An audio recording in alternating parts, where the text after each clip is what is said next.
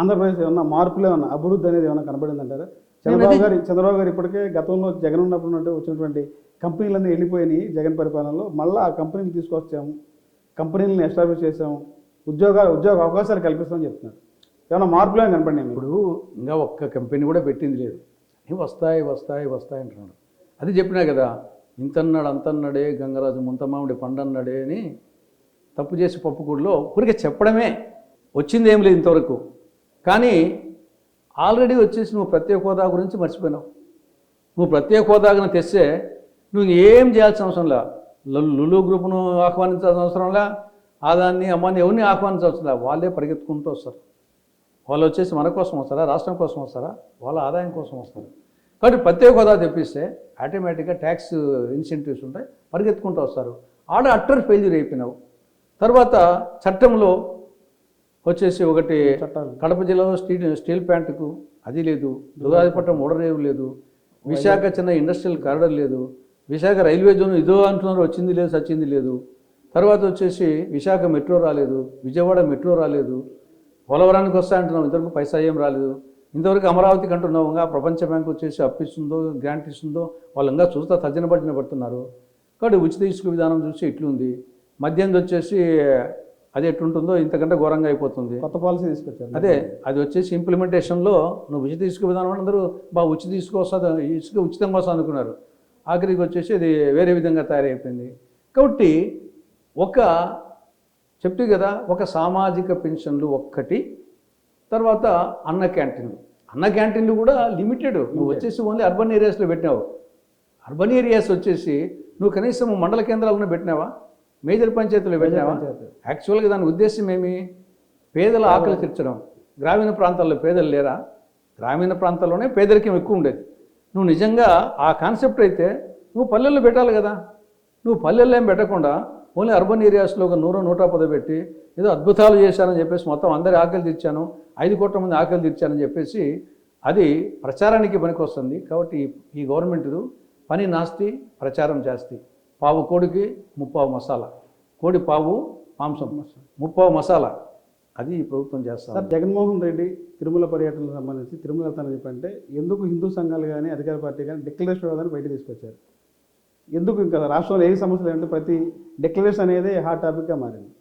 దీన్ని ఎలా స్పందిస్తారు కాంగ్రెస్ పార్టీ? సరే, ఏ సమస్యకు ఆ సమస్య, ఫ్లడ్సే, లడ్డే, కరువే, సూపర్ సిక్సే, డిక్లరేషనే.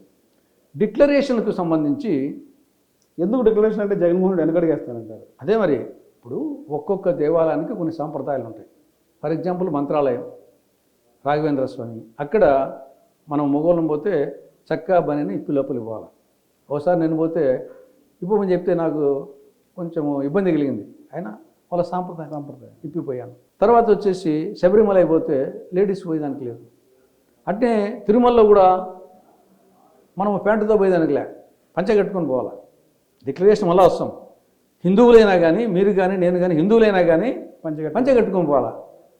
అలా వాళ్ళ సాంప్రదాయం పెట్టుకున్నారు అట్లా ఒక్కొక్క దేవాలయానికి. కాబట్టి ఆ సాంప్రదాయం ఇష్టమైతే పోదాం, ఇష్టం లేకుంటే పోకుండా ఉన్నాం. అదేవిధంగా డిక్లరేషన్కి సంబంధించి ఒక సాంప్రదాయం పెట్టారు. ఏమి అన్యమతస్థులు వాళ్ళు కూడా దేవుని దర్శనం చేసుకోవచ్చు. కాకపోతే ఉంటే నాకు నా స్వామి మీద నమ్మకం ఉంది, అంతే కదా. నువ్వు నమ్మకం ఉండే కదా అడిగిపోయింది. మరి నమ్మకం ఉండి అడిగిపోయినాక సంతకం పెట్టడం ఏముంది? ఏదో నామోష. దేవుని దగ్గర వచ్చేసి శంకరదయాళ శర్మ పొర్రుదండాలు పెట్టినాడు. భారత రాష్ట్రపతిగా ఉండి పొర్రుదండాలు పెట్టినాడు, ఆయన నామోష. నీకు ఒక కాగితం మీద ఏపీజే అబ్దుల్ కలాం పెట్టాడు, సోనియా గాంధీ గారు పెట్టారు. అక్కడ సాంప్రదాయం వచ్చేసి, కాబట్టి దానికి ఇంత రాద్ధాంతం చేయాల్సిన అవసరము జగన్మోహన్ రెడ్డి లేదు. ఆ విధంగా జగన్మోహన్ రెడ్డి, నేను ముఖ్యమంత్రి కావచ్చు, మాజీ ముఖ్యమంత్రి కావచ్చు, గతంలో అడిగి ఉండకపోవచ్చు, కానీ గతంలో రూల్స్ అతిక్రమించాను, ఇప్పుడు అతిక్రమిస్తా అంటే కరెక్ట్ కాదు కదా. గతంలో అడగలేదు, ఇప్పుడు అడిగారు, ఆ రూల్ ఉంది. రూలు లేకుండా ఉంటే కొత్తగా పెడితే నీకొక్కనికే జగన్మోహన్ రెడ్డి ఒకనిగా పెట్టు, కొత్తగా ఇప్పుడు పెట్టింటే డెఫినెట్గా వచ్చేసి అది తప్పు. అది ఎన్నాళ్ళ ఉంటో ఉంది. అది నా మతం మానవత్వం అంటాడు జగన్. సరే, అందరూ చెప్పేది మానవత్వమే. కానీ ఇక్కడ కోడికత్తి కేసు సీన్లో, కోడికత్తి కేసు సీను 5 ఏళ్ల పాటు జైల్లో ఉంటే నువ్వు కోర్టుకు పోయి సాక్ష్యం చెప్పేదానికి పోలేదు. దీన్ని కూడా మానవత్వం అంటారా? అమరావతి రాజధాని మహిళలు, రైతులు వాళ్ళు వచ్చేసి దేవుని దగ్గరికి పోతే వాళ్ళను రవికెలు చింపి, చీరలు చింపి, బట్టలు చింపి, వాళ్ళ మీద కేసులు పెట్టి, దీన్ని కూడా మానవత్వం అంటారా? రఘురామకృష్ణరాజు మీ పార్టీ ఇచ్చినటువంటి ఎంపీని ఆయన రాజద్రోహం కేసు పెట్టి ఘోరంగా వచ్చేసి కాళ్ళ మీద కొట్టడం అనేది దీన్ని కూడా మానవత్వమే అంటారా? లేదు వచ్చేసి మీ చిన్నాయన కేసులో ముద్దాయిలుగా ఉండే వాళ్ళకు వచ్చేసి రక్షణ కల్పించడం, సిబిఐని రాకుండా చేయడం అనేది దీన్ని కూడా మానవత్వమే అంటారా? కాబట్టి మానవత్వం గురించి జగన్మోహన్ రెడ్డి మాట్లాడడం ఇది దయ్యాలు వేదాలు వల్లించినట్లు, గాడ్సే గాంధీజం గురించి మాట్లాడినట్టు, దుశ్శాసనుడు కీచకుడు ఈ యొక్క మహిళా సాధికారత గురించి మాట్లాడినట్టు ఉంటుంది. ఆయన దానవత్వం గురించి, రాక్షసత్వం గురించి ఆయన మాట్లాడితే బాగుంటుంది. సార్, ఎన్డీఏ ప్రభుత్వ హయాంలో దేశం వెలిగిపోతుందంటారు. నిజంగా మోడీ ఆధ్వర్యంలో దేశం వెలిగిపోతుందండి. ఇప్పుడు దూసుకుపోతుంది, అభివృద్ధిలో దూసుకుపోతుందంటారు. గతంలో వాజ్పేయి గారి ప్రభుత్వం కూడా 2004లో ఇదే నినాదంతో ఇండియా ఈజ్ షైనింగ్ అన్నారు, బుడ్డి ఆరిపోయింది. ఒక విధంగా చెప్పాలంటే వాజ్పేయి, అద్వానీ వాళ్ళు పెద్ద రాజ్యాంగ నిపుణులు, రాజ్యాంగ నిర్మాతలు, క్యారెక్టర్ ఉండేవాళ్ళు. వాళ్ళ హయాంలోనే ఇండియా ఈజ్ షైనింగ్ అని చెప్పి నినాదం ఇచ్చేసి బుడ్డి ఆరిపోయింది. ఈయన వాళ్ళతో పోలిస్తే సరే మూడోసారి అధికారంకి వచ్చి ఉండొచ్చు, కానీ వాళ్ళతో పోలిస్తే మరుగుజ్జు లాంటివి. ఇప్పుడు అప్పులు ఎన్ని చేశాడు? ఈయన వచ్చిన తర్వాత 15 సంవత్సరాలు అప్పుల భారత్ చేసి పెట్టాడు. అది ఎవరు పట్టించుకోవడం లేదు. ఎంతసేపు రాష్ట్రం చేసిన అప్పుల గురించే మాట్లాడుకుంటాం తప్ప దేశం చేసిన అప్పులు మొత్తము 1947 నుంచి 2014 వరకు, అంటే ఈ 14 ఒక 67 సంవత్సరాల్లో పండిట్ నెహ్రూ మొదలుకొని మన్మోహన్ సింగ్ వరకు 13 మంది ప్రధానమంత్రుల కాలంలో చేసిన కేంద్ర ప్రభుత్వ అప్పు 46 లక్షల కోట్ల రూపాయలు. ఈయన వచ్చిన తర్వాత 10 ఏళ్లలో 117 లక్షల కోట్ల రూపాయలు చేశాడు. అక్కడ 63 సంవత్సరాలు, ఇక్కడ 10 సంవత్సరాలు, 13 మంది ప్రధానులు, ఒక్క ప్రధాని.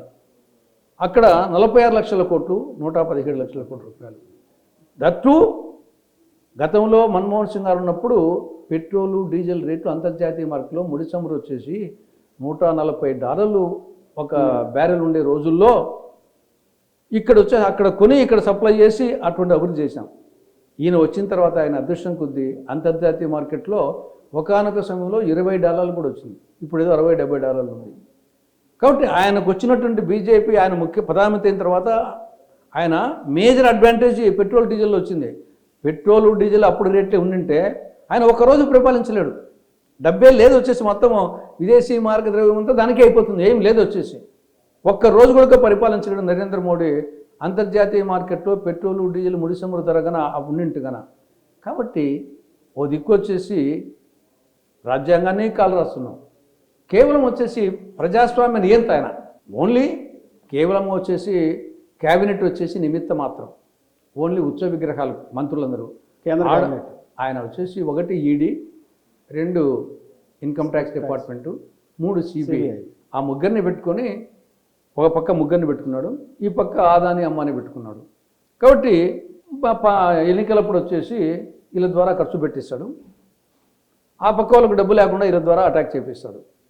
ఇది ఆయన చేసే పని వచ్చేసి ఈ ముగ్గురు ఇద్దరిని పెట్టుకొని ఆయన వచ్చేసి ఒక ప్రజాస్వామ్య నియంతగా రాజ్యం వెళ్తున్నాడు. అటువంటి దేశంలో మనం పరిపాలనలో ప్రస్తుతం మనం ఉన్నాం. కాబట్టి ఆనాడు బ్రిటిషర్స్ను ఎదిరించినట్టు భారత స్వాతంత్ర సంగ్రామం చేసినట్టు ఈరోజు మరో భారత స్వాతంత్ర సంగ్రామం కోసము ఆ రోజు ఆంగ్లేయులను తరిమినట్లు ఈరోజు గాడ్సే వాళ్ళను గాడ్సేయిజం, వీళ్ళందరూ గాడ్సే వారసులు.